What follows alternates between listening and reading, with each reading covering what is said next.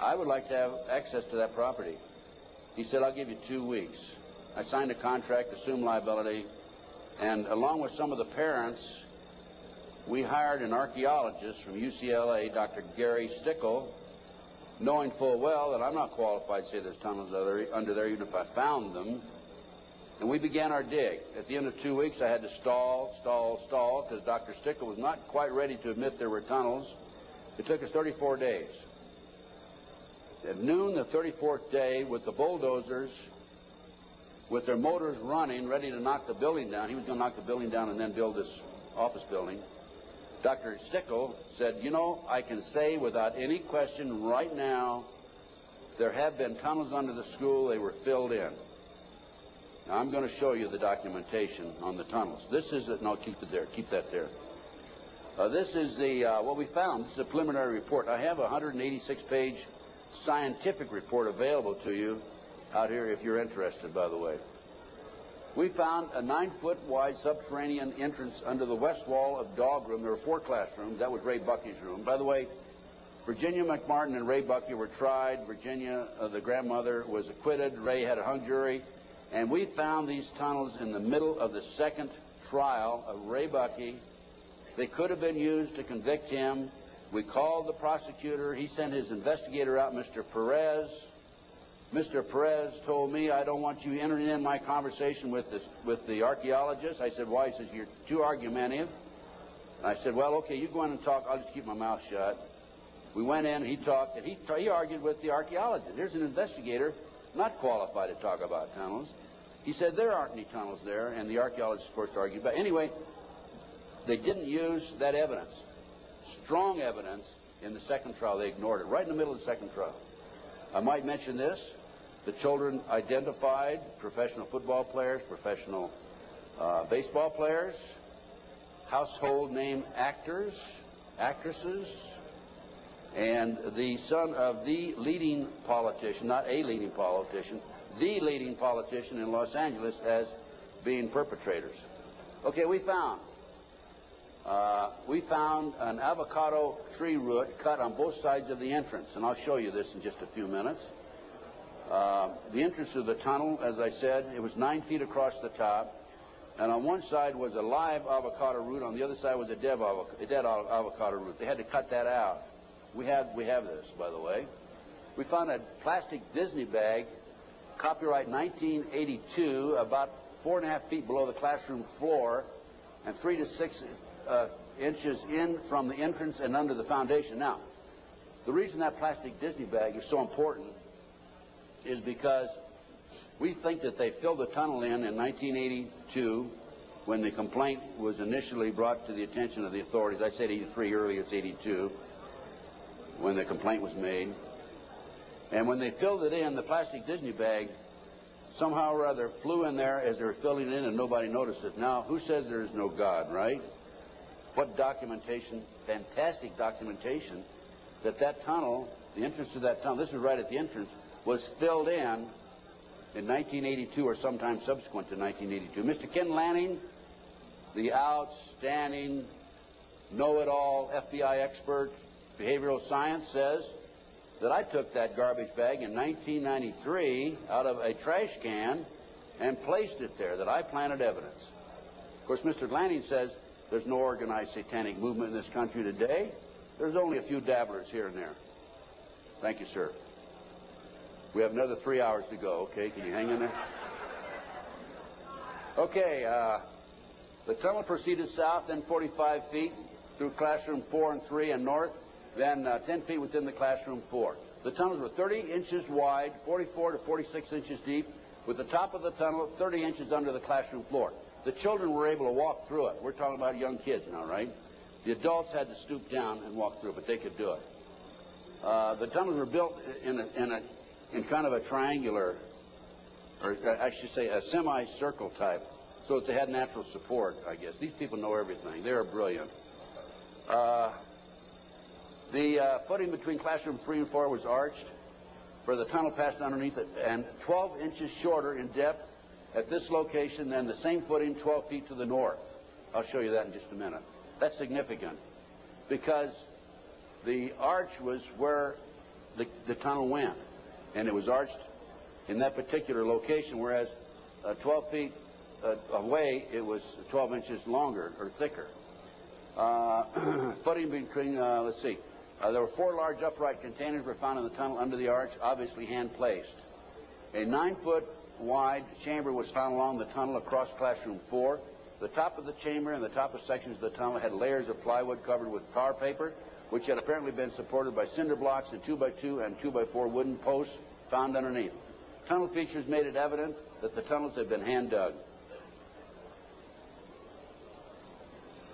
The 7-foot tunnel extended into the triplex next door. Tunnel extended from the bathrooms off the office and classroom 1 to the front yard of the triplex next door. Front yard concealed from the street by a 3-car garage. Children described the entrance and exiting tunnels in the triplex yard exactly where the tunnels and exit were found. A 39 by 41 inch area under a hole cut in this neighbor's bathroom floor had been excavated and subsequently tilled. Now, that was where the kids told us ahead of time that they were taking it up in a trapdoor in this bathroom. And there was a crawl space in the house about like this, and we got one of our skinny archaeologists to go in there, take pictures. The bathtub protruded underneath the floor of the bathroom. There was a bathroom in the back of the same building in another apartment. It did not protrude there. This was the space we're talking about, 39 by 41 inches. Just enough room for a kid to come up and be taken out. Other significant facts: small white plastic plate with 3 pentagrams, hand-drawn on the top of the light green paint, was found by the archaeologists. Pentagrams were hand-drawn by an adult and not part of the manufacturer's design. Many other artifacts were found whose analysis will be released upon completion of the test. The analysis has been released. That's the scientific report I told you about. No doorknobs were on classroom 3, only a dead bolt lock. Each classroom had an on and off switch which was labeled fire alarm. The system did not connect to the fire station but was used as an alert within the school if somebody came around.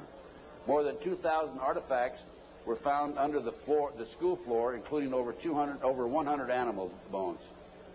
Due to the constraints and time constraints and so forth, we had to discontinue the process on noon the 34th day. By the way, this cost us, a lot of people donated their time. It still costs us money. It cost us between $55,000 and $60,000. I personally put in $17,000, which I ended up, in many instances, paying over a long-term period payment plan. This is a floor plan of the whole lot. There is, right there, the building itself. This is the entrance, the concrete slab, a vacant lot there. This is a yard. And here's the avocado tree we're talking about. And here's the entrance right there.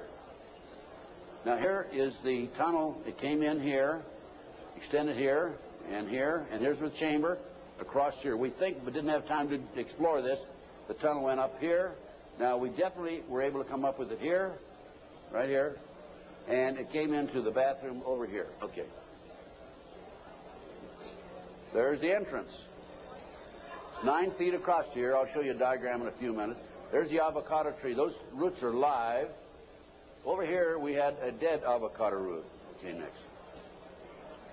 There's a plate that was found in the play yard, buried about 6 inches under the sand, with the pentagram on it. That's right. And here's a diagram of the tunnel. This is the entrance to the tunnel. Now that's the floor, the footing for the classroom 4. Here's the plastic Disney bag, was located right there, partially under the footing and partially out. And this AF means artificial fill. And this was the shape of the entrance. Okay.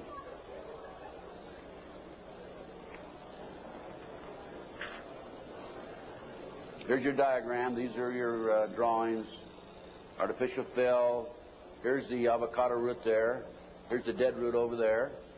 Distance 120 or 21 inches below and 14 inches below the footing. There's the avocado root there, live avocado root. And these are all diagrams by the archaeologists. Good documentation. They're the roots themselves. That shows you the size, 2 centimeters. Next. There's the plastic Disney bag. Turn it over. There's the plastic Disney bag.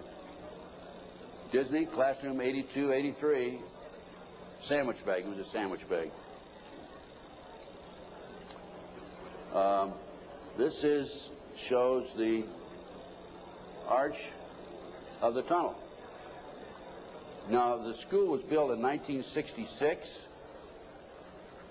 which means the foundation was laid then. And here's your arch. And this is from classroom 4 here into classroom 3 over here.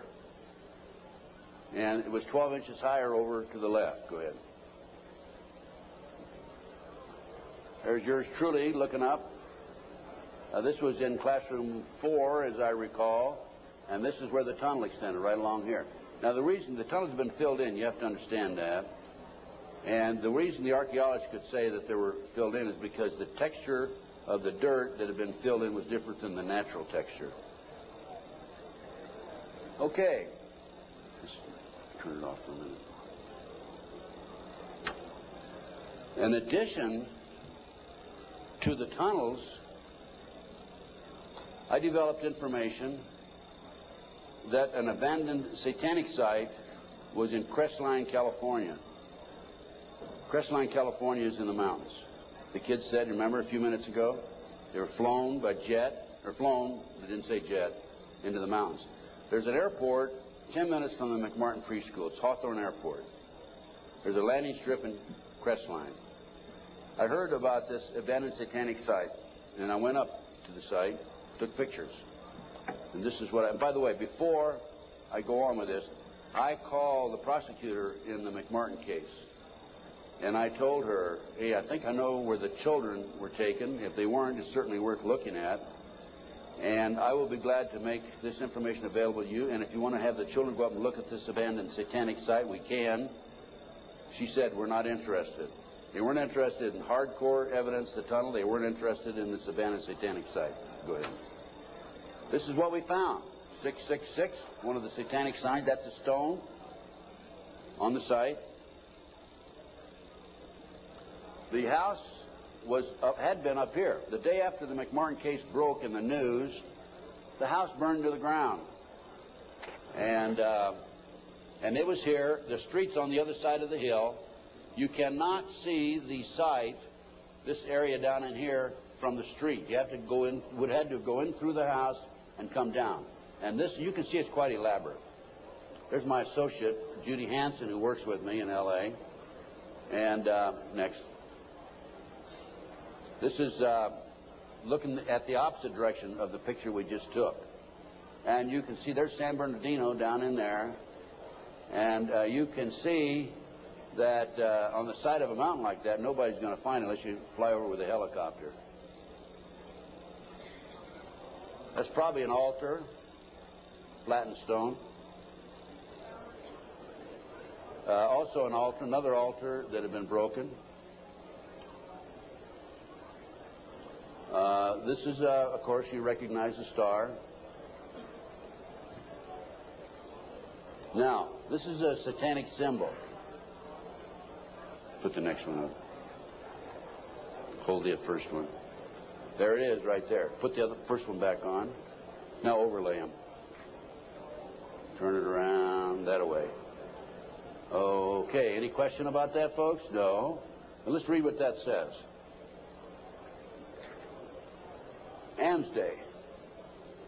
Asmodee. A strong and powerful king appears with 3 heads, the first like a bull, the second like a man, the third like a ram.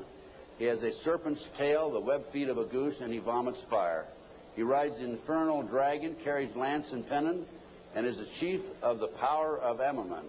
He must be in